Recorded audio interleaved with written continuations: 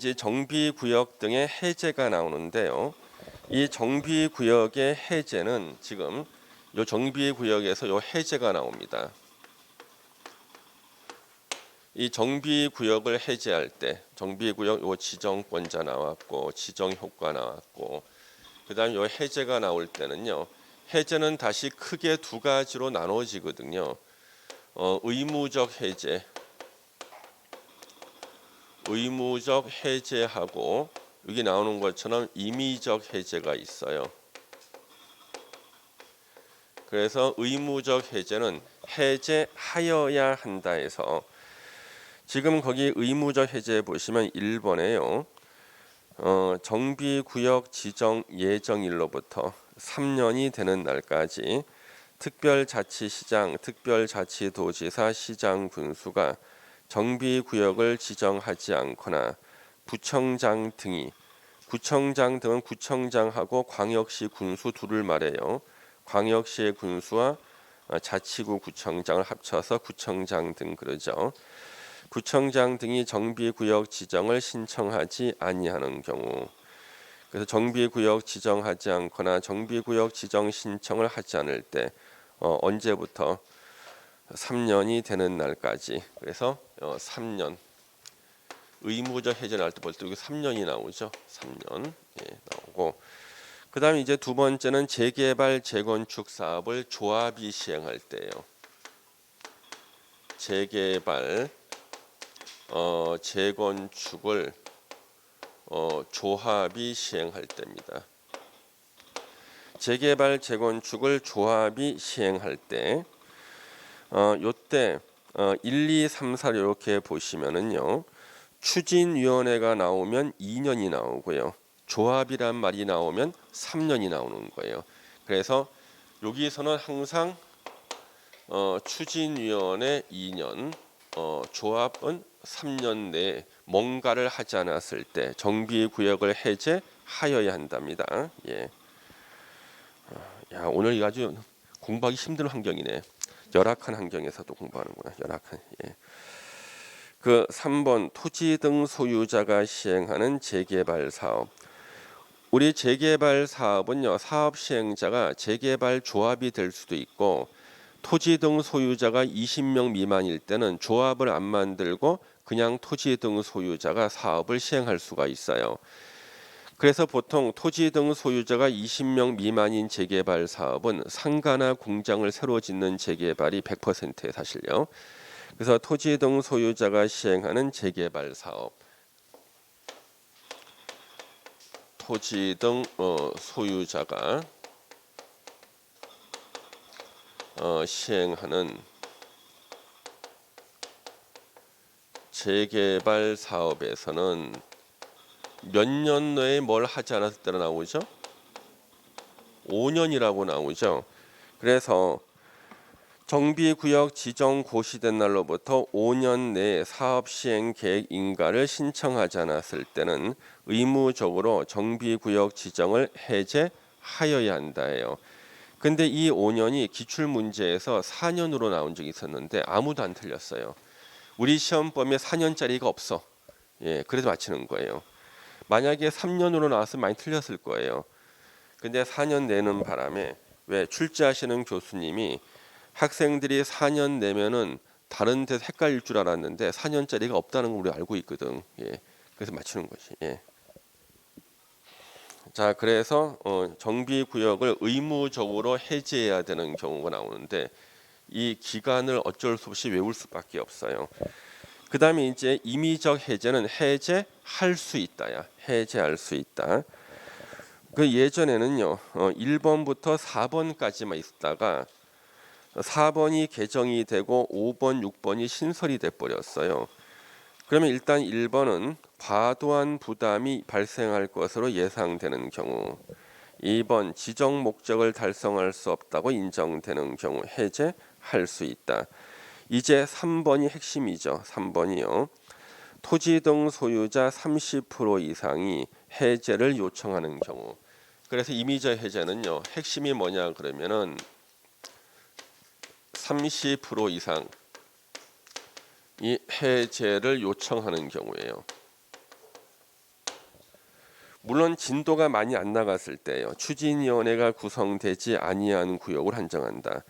그러니까 추진위원회도 아직 안 만들, 조합 설립 추진위원회도 아직 안 만들어진 상태. 진도가 많이 안 나갔죠. 이럴 때는 토지 등 소유자 30% 이상이 정비구역 해제를 요청할 때는 해제할 수 있다. 그러면 70%가 반대한다 할지라도 해제를 할 수 있다는 거예요.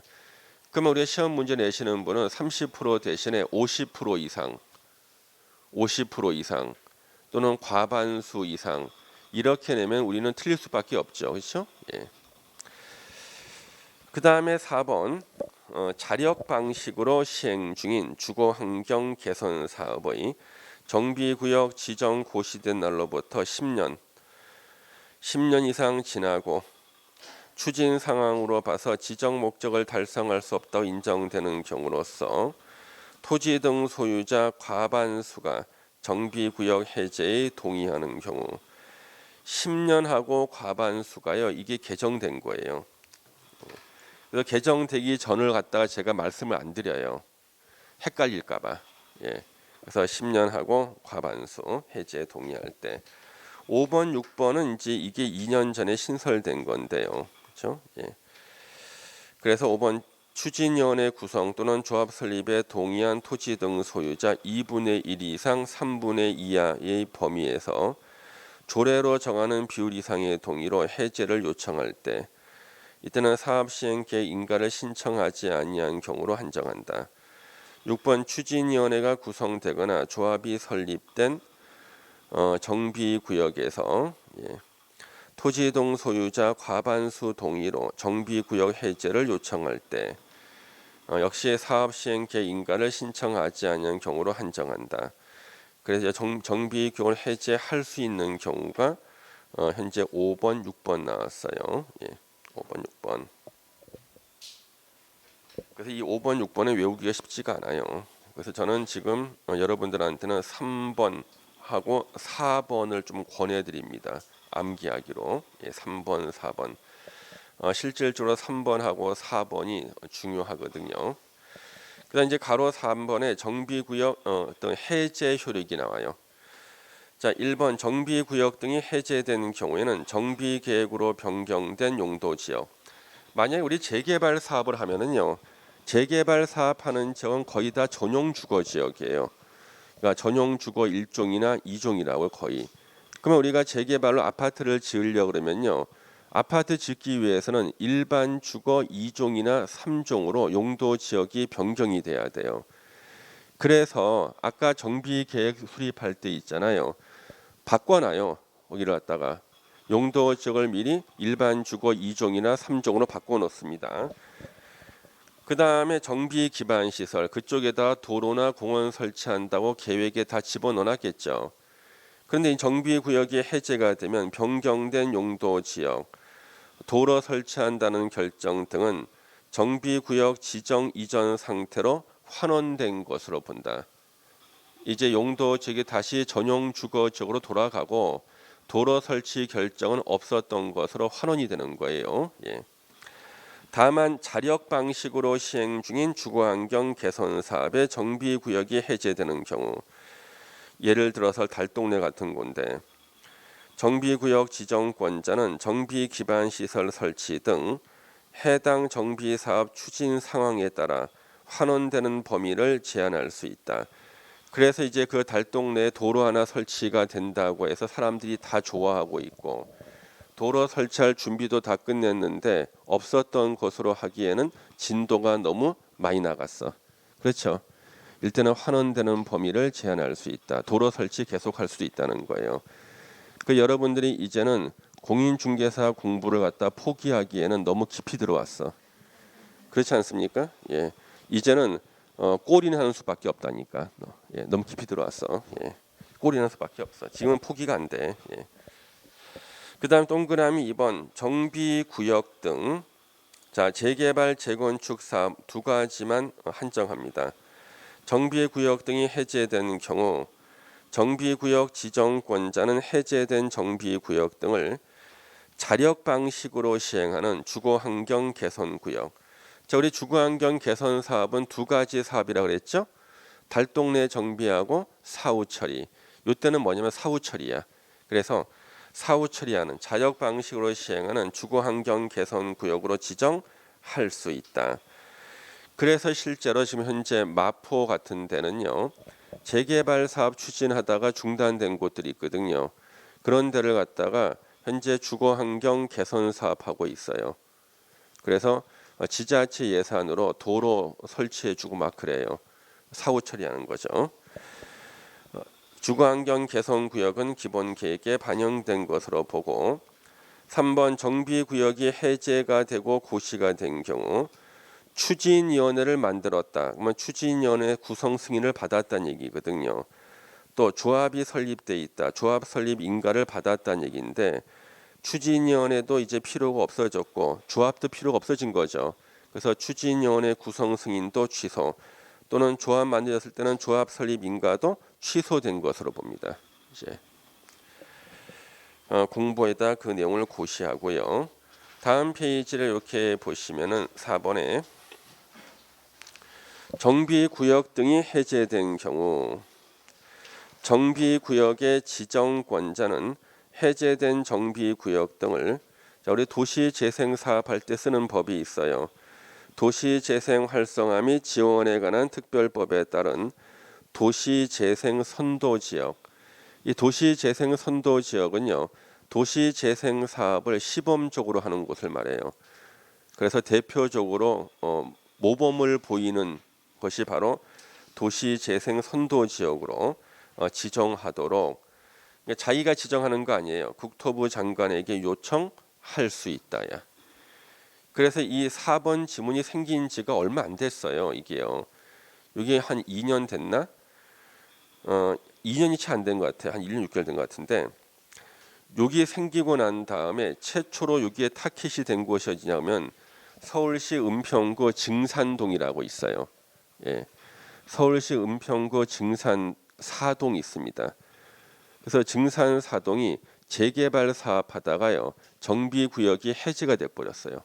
예. 이건 조합원이 1000명이 넘어요. 그런데 거기를 갖다 서울시가 도시재생선도지역으로 지정해서 도시재생 사업하겠다는 거예요. 그래서 국토부 장관에게 요청할 수 있다. 그래서 요청할까 말까 막 하고 있다가 지금 시장이 바뀌는 바람에 아직은 확정된 바가 없는 것 같습니다. 보니까요. 예. 요거는 이제 알아둬야 되죠. 그래서 요 조문이 생기고 난 다음에 최초로 증산 4구역을 이렇게 하려고 했는데 아직은 확정이 안 됐어요. 예. 그 다음에 이제 정비구역이 지정 효과, 바로 개발행위 허가제가 적용된다 그랬죠. 개발행위 허가제. 정비 사업에 저촉될 우려가 있는 행위를 하고자 하는 자는 저촉 안 된다는 허가를 받게 하는 제도, 허가권자, 시장, 군수 등. 그러면 우리 국토계획법에 나오는 개발행위 허가사항 중에서 더 추가된 것들이 있죠. 1번은 추가된 게 뭔가? 용도 변경이 추가됐죠. 7번에 중목의 벌채 및 식재가 또 추가가 됐죠. 그러면 요거하고 똑같은 게 도시개발법에 나왔었죠. 또 도시개발법하고 지금 정비법에서 개발행위 허가사항이 하나가 차이가 나요. 뭐가 차이가 나나요? 도시개발법에서는 개발행위 허가 받아야 되는데 정비법에서는 개발행위 허가 안 받게 돼 있는 게 하나가 있죠. 대수선입니다. 예. 그래서 한번 볼까요? 도시개발법에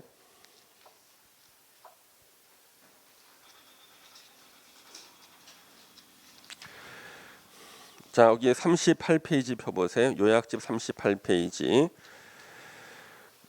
개발행위 허가사항 나오죠. 그 박스 안에 1번 보시면 대수선 용도 변경이라고 돼 있죠. 그러니까 도시개발법상 도시개발구역에서는 대수선을 할 때도 개발행위 허가를 받아야 돼. 근데 정비구역, 재개발 재건축구역 같은 정비구역에서는 대수선은요, 개발행위 허가 안 받고요, 용도 변경만 개발행위 허가를 받는 거예요. 그럼 궁금하지 않습니까? 왜 정비구역은 대수선할 때 개발행위 허가 안 받는가? 수선하고 싶으면 하라는 거야. 왜? 어차피 다 부실 거니까. 예. 그래서 수선하고 싶으면 하라는 거 다 부신다고요. 예. 근데 도시개발구역은 부시더라도 대수선한 만큼 보상금을 더 줘야 돼. 예, 더 줍니다. 예. 여기는 대수는 빠져 있어요. 예, 나머지는 다 똑같아요. 자, 이제 허가 없이 할 수 있는 행위도 도시개발법과 거의 같아요. 자, 1번 누구나 다 하는 재해복구나 재난수습을 위한 응급조치는 그냥 할 수 있다. 2번이 여기 신설된 거죠. 작년에 신설된 거. 예. 기존 건축물의 붕괴 등 안전사고 우려가 있는 경우 해당 건축물에 대한 안전 조치를 위한 행위는 이게 설사 개발 행위라도 허가 안 받고 할 수 있다. 그 다음에 이제 3번에 1번 간이 공작물 설치 경미한 행위죠.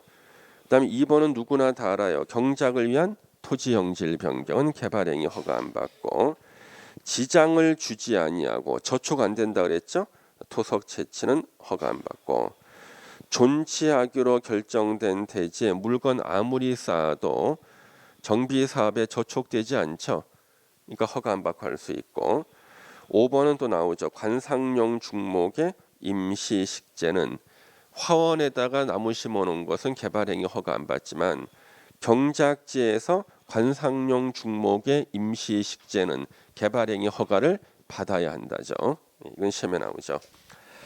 그 다음에 이제 비경제적인 건축 행위 및 투기 수요 유입 방지인데요. 예. 비경제적인 건축 행위 및 투기 수요 방지, 이게 바로 흔히 말하는 지분 쪼개기를 방지하는 거예요. 그러면 우리요 지분 쪼개는 방법, 특히 재개발 지역의 지분 쪼개는 방법은요. 재개발 지역은 토지 등 소유자, 토지 소유자, 건축물 소유자, 지상권자죠. 그래서 서울 같은 데는 90제곱미터 이상의 토지를 갖고 있으면 아파트 분양권이 나와요. 경우에 따라서는 30제곱미터 이상만 돼도 되는 경우가 있고요. 원칙은 90제곱미터 이상이에요. 근데 200제곱미터 토지를 가진 사람이 토지를 분할해서 102개로 쪼개놓으면 분양권이 2개가 되는 거예요. 지분 쪼개기죠. 단독주택은 아파트 분양권 1개예요. 이걸 부시고 방을 1개씩으로 만드는 다세대 주택을 12개를 만들었다. 분양권이 12개로 지분이 쪼개지는 거예요. 바로 건축을 새로 하면은 지분을 쪼갤 수가 있어요. 그래서 나온 것이 바로 이거죠. 건축물의 건축과 토지 분할. 두 가지가 뭐예요? 개발 행위 중에서 지분을 쪼개는 개발 행위죠. 이것을 몇 년간, 3년 이내의 기간을 정해서 제한할 수가 있다. 가로에 1년 범위에서 한 차례만 연장할 수 있다. 1년 범위에서 1회 연장할 수가 있어요. 이게 바로 지분 쪼개기. 그다음 밑에 당구장 표시를 보세요. 정비 예정 구역 또는 정비 구역, 이걸 줄여서 정비 구역 등이라 그래요. 정비 구역 등에서는 주택법에 따른 지역주택조합의 조합원을 모집해서는 안 된다. 이게 이제 동작구, 서울시 동작구에서 이런 일이 생겼어요. 충돌되는 거예요. 그러니까 동작구에서요. 거기에 좀 이제 알짜배기 땅이 있는데 다 주택이 다 낡은 거예요. 여기는 재개발 사업을 할 수도 있고요. 근데 동네 사람들이 시행사가 들어와 가지고 재개발 사업보다는 지역주택조합 사업이 지역 주민들한테 돌아가는 이익이 더 많다 막 그런 거예요. 그래서 서로 모집을 해. 그래서 아침에 조합은 가입하라서 가입 썼는데 오후에 또 와서 또 가입하래. 뭐 이거 뭐지? 또 가입해요. 그래서 재개발 조합에도 가입하고 지역주택조합에 가입하고 막 그래 버리는 거예요. 근데 현재 토지 등 소유자를 갖다가 보호하는 규정이 제일 많은 게 정비법이거든요. 그래서 지역주택조합보다는요 재개발 조합이 훨씬 더 유리해요. 그래서 지금은 뭘 우선하겠다는 거예요. 재개발을 바로 정비법을 우선하겠다는 겁니다. 그래서 정비구역 지정됐을 때는 지역주택조합의 조합원을 모집해서는 안 된다. 정비법을 더 우선하겠다는 겁니다. 예. 이렇게 보시고 다시 앞으로 오셔가지고 이제 안전진단을 보겠습니다. 안전진단. 예.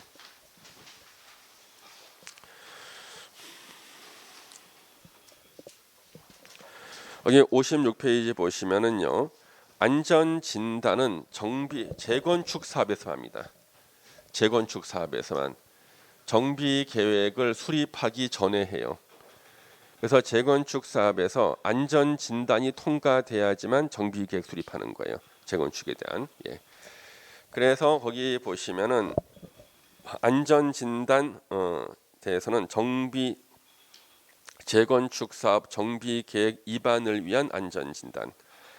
안전 진단 실시 의무를 보세요. 정비 계획 위반권자는 재건축 사업 정비 계획 위반을 위해서 정비 예정 구역별 정비 계획 수립 시기가 도래한 때는 안전 진단을 실시하여야 한다. 이게 원칙이죠.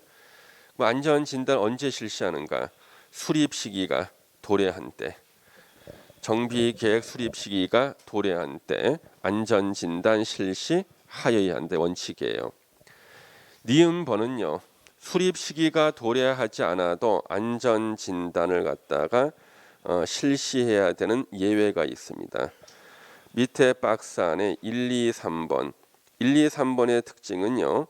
끝에 문장 10분의 1 이상의 동의를 받아 안전진단 실시를 요청하는 경우가 다 공통적으로 나오죠. 그래서 토지 등 소유자 10분의 1 이상, 건축물 및 부속 토지 소유 10분의 1 이상 동의를 받아 안전진단 실시를 요청하는 경우. 왜? 토지 등 소유자가 재건축 사업일 때는 건축물 및 부속 토지의 소유자가 토지 등 소유자니까 이 사람들의 10% 이상 동의를 받아서 요청할 때 그때는 안전진단을 실시하여야 하고, 이 경우 안전진단에 드는 비용을 요청하는 자에게 부담하게 할 수 있다. 요청한 사람한테. 거기 디귿번을 보시면요. 정비 계획을 위반하는 특별자치시장, 특별자치도지사, 시장, 군수, 구청장 등 이런 정비계획 위반권자는 안전진단 요청이 있는 때는 요청일로부터 30일의 동그라미를 치세요. 위 박스 내 1에 따른 요청이에요. 박스 안 1번을 읽어보면요. 정비계획 위반을 제한하려는 자가 위반을 제한하기 전에 건축물 및 부속 토지 소유자 10% 이상의 동의를 받아 안전진단 실시를 요청하는 경우, 이럴 때는요 30일 이내에 국토부 장관이 정하는 바에 따라 안전진단 실시 여부를 결정해서 요청에 통보한다. 그러면 안전진단 실시 여부를 결정하는 게 30일 내거든요. 근데 시험에서는 예전 틀리게 나왔어요. 30일 내에 안전 진단을 실시하여야 한다. 안 틀리고 다 맞췄어요. 그러니까 어떻게 맞췄냐 그랬더니 아니 지자체장들이 30일 안에 안전 진단 실시할 사람들이 아니지 않냐는 거예요. 이게 이제 공법적인 마인드지. 그게 빨리 할 사람들이 아니라는 거죠. 할까 말까 결정하는데 30일이고요. 또 40일로 틀리게 나온 적도 있었고요. 예. 그 다음에 정비계획 위반권자는 안전진단 실시 여부를 결정하기 전에 단계별 정비사업 추진계획 등의 사유로 재건축 사업 시기를 조정할 필요가 있다고 인정하는 경우에는 실시 시기를 조정할 수 있다. 보통 뒤로 미루겠다는 얘기죠. 예. 1번 현지 조사 등을 통해서 박스 안에 1번에 따른 안전진단 요청이 있는 공동주택이 노후 불량 건축물에 해당하지 아니함이 명백하다 인정할 때, 그랬을 때는요 안전진단 실시가 필요하지 않다고 결정할 수 있다. 멀쩡한 아파트 안전진단 신청할 때는요 안전진단 안 하겠다는 얘기입니다. 예. 그 다음에 미음번이 이제 올해 신설된 거죠. 정비계획 위반권자는 현지 조사의 전문성 확보를 위해서 한국건설기술연구원, 끝에 연구원이에요. 또는 국토안전관리원의 현지 조사를 의뢰할 수 있다. 이 두 군데는 아주 믿는 것들이에요. 믿는데 두 군데. 현지 조사 의뢰받은 기간은 20일 내에 조사 결과를 위반권자에게 제출해라. 20일. 저는 왜 20일 저는 사실 모르겠어요. 왜 20일 했는지. 예. 하여튼 20일입니다고요. 제가요. 예. 그러면 이제 시험에 이쪽에서 안전진단에서 가장 많이 나온 시험 문제는 동그라미 2번이에요. 안전진단 대상입니다. 하고 그 박스가 제일 많이 나왔죠. 시험 문제 거의 다야 이게요. 예. 자, 재건축 사업 안전진단은 주택 단지의 건축물을 대상으로 한다. 건축물을 대상으로 한다. 옛날에는요, 주택 단지 안에 공동주택을 대상으로 한다였어요. 공동주택을 건축물로 개정한 거예요. 그럼 만약에 시험 문제에서 안전진단은 주택 단지 안에 공동주택을 대상으로 할 수 있다. 맞아요, 틀려요? 맞는 거죠. 건축물 안에 공동주택이 포함되고요. 상가도 포함되는 거예요. 옛날에는 공동주택을 대상으로 한다 그랬을 때는 상가는 안전진단 못했다고요. 그래서 상가까지 포함해서 안전진단하려고 법을 건축물로 바꿔놓은 거예요. 예. 그 다음 어느 하나에 해당하는 주택단지 건축물은 안전진단 대상에서 제외할 수 있다. 그러니까 안전진단 안 하고 그냥 철거할 수 있다는 거예요. 1번 천재지변으로 주택이 붕괴됐다. 이 낡은 아파트를 철거할 것인가 말 것인가를 결정하기 위해서 안전진단하는데 이미 무너져 있대요. 그러면 할 필요가 없죠, 그렇죠? 사람이 건강 진단을 왜 받아? 얼마나 오래 살 수 있을까? 그럼 이미 죽은 사람은 받을 필요가 없어요. 예. 그다음 2번 구조 안전상 사용 금지가 필요하다고 인정하는 거. 위험한 건물들입니다. 예. 구조 안전상 사용 금지가 필요하다 인정하는 거. 예. 노불량 건축물 수에 관한 기준. 이 기준이 약 3분의 1을 말해요. 3분의 2. 기준을 충족한 경우 잔여 건축물 3분의 1. 그래서 우리는요. 노불량 건축물이 3분의 2가 있으면은요. 정비 사업 할 수가 있어요. 자, 3분의 2가 이미 노불량 판정 났죠. 그러면 나머지 3분의 1은 굳이 할 필요가 없어. 어차피 다 같이 철거하는 거니까. 예. 가위바위보 3판 양승. 이미 자기가 2판을 이겼어. 마지막 판을 할 필요가 없죠. 그렇지 않습니까? 예. 그래서 노불량 건축물 수에 관한 기준이 3분의 2. 잔여 건축 3분의 1은 안전진단 하지 않아도 된다.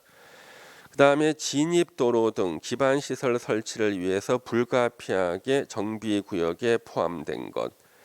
진입도로라는 단어를 기억해야겠죠. 진입도로. 그래서 현재 낡은 아파트가 있는데요. 이 낡은 아파트가 있는 요 위치가 장차 재건축이 되면 진입도로를 설치할 위치예요. 그러면 그 장차 진입도로가 설치될 위치에 있는 그 아파트는 무조건 철거해야 되죠. 무조건 철거하는데 굳이 안전진단할 필요가 없어요. 예. 안전진단 대상에서 제외한다. 5번은요. 안전등급이 D나 E인 건물 국토안전관리원법의 시설물로서 지정받은 안전등급이 D나 E다. 그래서 다른 법률에 따라서요. 건물의 안전점검을 하는 경우가 있습니다. 근데 이미 거기에서 D나 E 판정 받았다 그러면요. 또 할 필요가 없어요. 예. 노불량이 확실하니까요. 예. 그래서 지금 박스 안에 1번부터 4번까지는 시험에 다 나왔어요. 그 다음에 5번은 2년 전에 신설이 됐기 때문에 아직 안 나왔고요. 1번부터 4번은 다 나왔습니다. 시험에. 그 다음에 3번에 안전진단 실시 여부 결정 나왔죠. 예. 그러면 이제 안전진단 기관이 나옵니다. 안전진단 기관은 3개예요. 박스 안에 1번 안전진단 전문기관. 얘네들은 불신해요. 안 믿어. 그 다음에 믿는 데가 2군데 국토안전관리원 3번에 한국건설기술연구원 요 2군데는 믿어요. 안전진단 전문기관은 불신한다고요. 예. 그 다음에 니은번 보시면은요. 안전진단기관은 국토부 장관이 정해서 고시하는 기준. 예. 건축물의 내진 성능 확보를 위한 비용을 포함합니다. 기준에 따라 안전 진단을 실시해야 되고요. 결과 보고서를 작성해서 입안권자와 요청한 자에게 제출해야 되고요. 자, 디귿번 시도지사는요. 디귿번이 이제 시험에 나오는 거지. 디귿번이. 예. 디귿번은 이제 기출 지문에 몇 번 나왔어요. 시도지사가 주어예요. 시도지사. 예. 안전진단 전문 기관이 아까 우리 박스 안에 1번이 안전진단 전문 기관이죠. 박스 안에 1, 2, 3번 우리가 뭐라고 불러요? 안전진단기관. 그 안전진단기관 중에 불신하고 있는 게 안전진단 전문기관인데 불신하는 데가 제출한 결과 보고서를 받은 경우는 의심스럽잖아. 이럴 때는 자기가 믿는 데가 누구예요? 국토안전관리원, 한국건설기술연구원에 적정 여부에 관한 검토를 의뢰할 수 있다. 그러면 처음부터 2번이나 3번한테 맡기지. 예, 그렇죠? 괜히 1번한테 맡기는 거야. 예. 처음부터 2번이나 3번한테 맡기지. 예. 그 디귿번은 시험에 나온다는 거죠. 그 다음에 리을번도 이제 시험 문제죠. 예, 리을번도 시험에 몇 번 나왔으니까. 정비계획 위반권자는 안전진단 결과만 가지고 정비계획 위반 여부를 결정하는가? 아니라는 거지. 안전진단 결과와 도시계획 및 지역 여건 등을 종합적으로 검토해서 위반 여부를 결정하여야 한다. 그래서 이게 왜 시험에 나오냐 그러면요. 우리 서울에서 이런 일이 있었습니다. 이게 도로가 이렇게 있고요. 도로 이렇게 있었고 여기가 이제 아파트 단지 여기 1단지가 이렇게 있어요. 이가 2단지인데요. 1단지하고 2단지는요. 같은 날 완공이 됐어요. 그러면 이제 재건축을 할 때 노후 분량 정도가 동일하겠죠. 그렇잖아요. 근데 1단지가 먼저 이 낡은 아파트, 이렇게 꼬면 작업도 있는 낡은 아파트에 대해서 안전 진단을 했어요. 그러니까 최하 등급 나왔어. 예? 그래서 재건축이 결정이 된 거예요.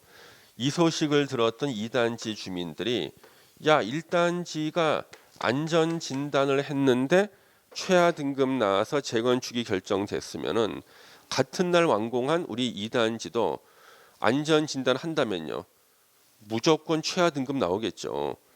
그래서 이제 요 2단지가 이제요 2단지가 우리 안전 진단 하겠다고 요청하는 거예요. 그러면 이 요청을 받아서 절차대로 진행하면 이것도 당연히 뭐예요? 재건축 결정을 하는 게 정상인데 문제는 1단지가 2000세대인데 재건하다 보니까 여기서 나오는 사람들이 전세 주택으로 들어가야 되죠. 한 3년 살다 들어야 될 거 아니에요. 그 일대 전세 주택난이 생겼어요. 예. 그다음에 이거 1단지 공사하느라고 도로를 절반을 막아요. 공사용 트럭이 들어서는 거야.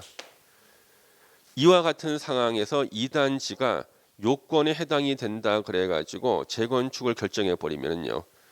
다시 2000세대 나오면은요. 이제는 전세 주택난이 2배 이상 생기고 그 다음에 도로를 또 막아야 될 거 아니에요. 그래서 이때는 2단지에 대해서는 재건축 결정을 안 해줄 수도 있는 거예요. 이 경우가 바로 이거예요. 그래서 지금 여기에 보시면은 정비계획 위반권자는 안전진단 결과만 가지고 하는 게 아니라 도시계획 및 지역 여건 등을 종합적으로 고려해서 재건축에 대한 정비계획 위반 여부를 결정하여야 한다. 그래서 이럴 때는요 정비계획 위반을 못하게 하는 거예요. 재건축에 대한 것을. 예. 그러면 이 사람이 막 반발할 거 아니에요. 아니 1단지는 얘 우리 똑같은데 우리 왜 안 해줘? 그러면 근거 조문이 이거예요. 안전진단 결과 플러스 도시계획 및 지역 여건 등을 종합적으로 고려해서 재건축에 대한 정비계획 위반 여부를 결정하여야 한다. 이 조문 때문에 그런 거예요. 예. 자, 재건축 사업의 안전진단은 두 가지. 예전에는 박스는 1번밖에 없었어요. 안전진단은 말 그대로 구조가 안전한지를 평가하는 거였거든요. 그런데 2번을 만들었어요. 언제? 박근혜 대통령 마지막 해 만들었어요. 박근혜 대통령 마지막 해 때 우리요 정비 사업이 경기가 너무 떨어져 있었어요. 그래가지고 그때 저기 상계동 아파트하고요. 저기 어디냐 목동 아파트는요 지하 주차장이 없어요. 지하가. 저는 그건 누가 설계인지 모르겠어. 세상에 아파트를 갖다가 지으면서 지하 주차장을 안 만들었어요. 상계동 아파트하고 목동 아파트예요. 그 지금 상계동 하면 아파트 단지가 엄청나거든요, 이게요. 예. 그 제가 예전에 강북구에 살 때 대학 다닐 때 강북구에 살았잖아요. 그때 지하철 4호선을 탈 때 미아 삼거리역이라고 있어요. 아침에 학교 갈 때 그거 타고 앉아서 왔거든, 학교까지. 와가지고 동대문 운동장에서 2호선을 갈아타서 한양대교에 딱 내리면 돼. 간단했거든요. 근데 갑자기 상계역이 생겼어요. 상계동. 그래서 아파트 단지가 쫙 들어서 가지고 거기서부터 꽉 차서 들어오는 거야. 그래서 미아 삼거리역에 타려고 문이 딱 열리잖아요. 안에서 사람이 튀어나와. 문 열면 사람이 밀려나와 안에서. 예. 그때 등장한 게 푸시맨이라는 등장해서 푸시맨. 알바생을 고양이 푸시맨이 뭐냐면 밀어주는 사람이야. 푸시맨. 그 제가 대학 다닐 때 푸시맨이 있었어요. 알바생으로 밀어주는 거예요. 집어넣는 거. 그래가지고 그 상계동 아파트가요. 이제는 재건축을 하기에는요. 아직 쓸만해요. 그러니까 구조 안전성만 가지고는요. 재건축 결정, 안전 진단, 철거 대상은 안 나와요. 그래서 이것을 재건축을 빨리 해주기 위해서는요. 어쩔 수 없이 2번을 신설했어요. 주거 환경 중심 평가해 가지고 거기 보시면요. 주거 생활의 편리성, 거주의 쾌적성. 이게 뭐냐면 지하 주차장이 없으면요. 주거 환경이 불편하고 거주가 아주 불편하다고 평가가 나와서 이 기준 때문에 재건축이 가능해지는 거예요. 안전 진단 결과 철거 대상이 돼 버리는 거예요. 그럼 이거는 안전과는 상관없잖아요. 예. 그래서 지하 주차장이 없다는 이유 때문에 예. 그래서 이렇게 만들었는데 그 효과가 당시에는 안 나타나요. 왜? 우리는 이 정비 사업은 시간이 원래 오래 걸리는데요. 이거 바꿨다고 해서 바로 재건축이 되나? 그거 아니잖아요. 예. 그 효과가 지금 나타나는 거예요. 지금. 예. 그래서 안전진단 구분 물론 시험에 나온 적은 없습니다. 1번하고 2번. 가로 2번의 안전진단 결과 적정성 검토. 그래서 1번, 2번, 3번 이렇게 쭉 읽어보시면 되는데 이거는 대통령령에 나오는 것들인데 한 번씩 읽어보시면 되겠습니다. 예. 그 다음에 거기 보시면은요. 한 번씩 그냥 읽어보시면 되고 예. 그 다음에 이제 뒤로 넘겨서 이제는 정비 사업 시행자와 사업 시행 방식 61페이지를 보겠습니다. 그래서 이제 정비 구역이 지정되고 나면 요 다음 단계가요. 누가 이제 정비 사업을 시행하고 그렇죠? 누가 정비 사업을 이제 시행하느냐는 거죠. 그렇죠? 다음 단계 사업 시행 방법하고 그다음에 사업 시행자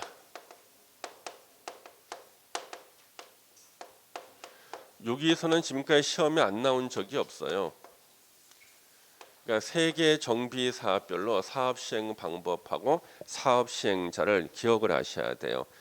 그럼 우리 세 개의 사업은 우리 다 기억하죠. 주거 환경 개선 사업, 환경 개선 사업 이렇게 있고요. 그 다음에 재개발 사업, 그리고 재건축 사업. 자, 이제 세 개의 사업별로 사업 시행 방법, 주거 환경 개선 사업은 사업 시행 방법이 몇 가지가 있죠? 네 가지. 먼저 자력 방식, 일명 자력 방식 있죠. 자력 방식. 2번 수용 방식. 3번 환지 방식. 4번이 뭐죠? 관리 처분 계획 방식. 처분 계획 방식 이렇게 있어요. 그래서 우리 주거 환경 개선 사업은 요 4개의 방식이 나온다는 거죠. 여기 이제 재개발 사업.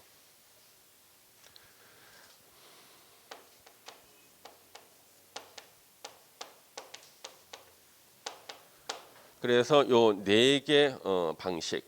우리 재개발 사업은요 2개만 나오죠. 하나가 뭔가요? 관리 처분 계획 방식. 또 하나는요 환지 방식. 재건축 사업은 오로지 관리 처분 계획 방식으로만 하고 절대 시험 문제에서 환지 방식으로는 할 수 없다. 환지 방식으로는 안 된다. 여기 아주 많이 나온 시험 문제죠. 예. 자, 그래서 우리 여기 한번 보시면은 환지 방식으로 할 수 없는 사업 하나, 재건축 사업. 그렇죠? 예. 그래서 우리 재건축 사업은요, 건물을 새로 짓는 게 목적인 사업이에요. 건물을 새로 짓는 게 목적이다. 그런데 건물을 새로 지어서 바꿔주지 않고 땅만 바꿔줬어요. 환지만 해주고 네가 알아서 건물 지으면 안 되는 거예요. 예. 그러면 우리가 도시개발법에서 우리 환지계획 공부했죠. 낡은 토지를 개발해서 새 땅으로 바꿔주는 계획이 환지계획이에요. 그러면 낡은 땅 위에 낡은 건물을 새 땅 위에 새 건물로 바꿔주는 것을 관리처분 계획이라 그래요. 관리처분 계획은 건물까지 지어서 바꿔주면 관리처분 계획, 땅만 바꿔주면 환지 계획이에요. 그래서 우리가 재개발 사업을 할 때는요, 관리처분 계획이 거의 대부분이에요. 그럼 여러분들 재개발된 아파트, 자 낡은 토지 건물 대신에 새 토지에 새 아파트 받았죠. 이게 바로 관리처분 계획이에요. 그런데 경우에 따라서는 우리 재개발 사업 중에 공장을 새로 지을 수도 있죠. 그러면 공장 같은 것은요, 네가 직접 짓는 게 좋겠다. 우리는 땅만 바꿔줄게. 환지해 줄 수가 있다고요. 그러면 환지를 받고 자기가 운영할 공장을 자기 스스로 짓는 게 더 좋을 수도 있잖아요. 그래서 재개발은 환지로도 가능하다. 땅만 바꿔주고 건물은 네가 필요하면 알아서 지어라. 이렇게 할 수도 있다는 거예요. 근데 재건축만큼은 재건축의 목적은 건물을 새로 짓는 게 목적이라서 환지 방식은 절대 사업을 할 수가 없어요. 이렇게 설명이 여러분 어차피 틀고 돌아와요. 시험 문제 재건축 사업은 관리처분 계획 방식 또는 환지 방식으로 시행할 수 있다. X. 예. 그래서 절대 환지 나오면 안 돼요. 그러면 주거환경 개선 사업은 관리처분 계획도 되고 환지도 되고 수용해서 할 수도 있어요. 다 수용해서 갈아엎은 다음에 아파트 짓고 여기서 토지 건물에 대한 권리 갖고 있는 사람 손들어 보세 가지고 기준 이상 되는 권리를 있으면 분양을 우선적으로 해주는 거예요. 그 다음에 자력 방식 스스로 하는 거라고 나오죠. 그래서 거기 자력 방식부터 한번 보겠습니다. 자력 방식 우리가 쓰는 이유가 너무 지문이 길어서 그래요. 1번 사업 시행자가 정비구역에서 정비 기반 시설 및 도로 상하수도, 공동 이용 시설, 어린이집 등을 새로 설치하거나 확대하고 토지 등 소유자가 스스로 주택을 보전 정비 개량하는 방법. 이걸 우리가 일명 자력 방식이라고 합니다. 2번은 뭐예요? 예. 수용 방식. 예. 3번은 환지, 4번은 관리 처분 계획 방식. 또 요 네 가지를 혼용해 할 수도 있대요. 네 가지를 또 혼용해서 할 수도 있다. 가장 다양하죠. 예. 일단 재개발 사업은 관리 처분 계획 또는 환지, 재건축은요 관리 처분 계획으로만. 우리 재건축에서는 다만 주택 단지 있지 아니하는 건축물의 경우에는 지역 여건, 주변 환경으로 보아 사업 시행상 불가피한 경우로서 정비구역으로 보는 사업에 한정한다. 이거는 뭐냐면 주택 단지가 아닌 곳도 재건축할 수 있다 그랬죠. 옆에 대단지 만들려고. 그럴 때는 이게 그 사업을 집어넣을 수 있다는 거죠. 그런데 우리 재건축으로는 오피스텔을 지을 수가 있어요. 그래서 재건축할 때는 오피스텔을 지을 수가 있다. 이 오피스텔을 지을 때는 용도 지역이 준주거 지역이나 상업 지역에서만 재건축할 때 가능해요. 연면적 전체 건축 연면적 30% 이하에서만 오피스텔을 지을 수가 있어요. 예. 이렇게 보시면 되겠죠. 오피스텔 지을 수 있는 것은 재건축의 하나다. 여기까지가 정비사업 시행 방법이고요. 일단 시험에 나온다고 봐요. 그 다음에 이제 정비사업의 시행자를 공부할 텐데요. 시행자는 잠시만 쉬었다 하겠습니다.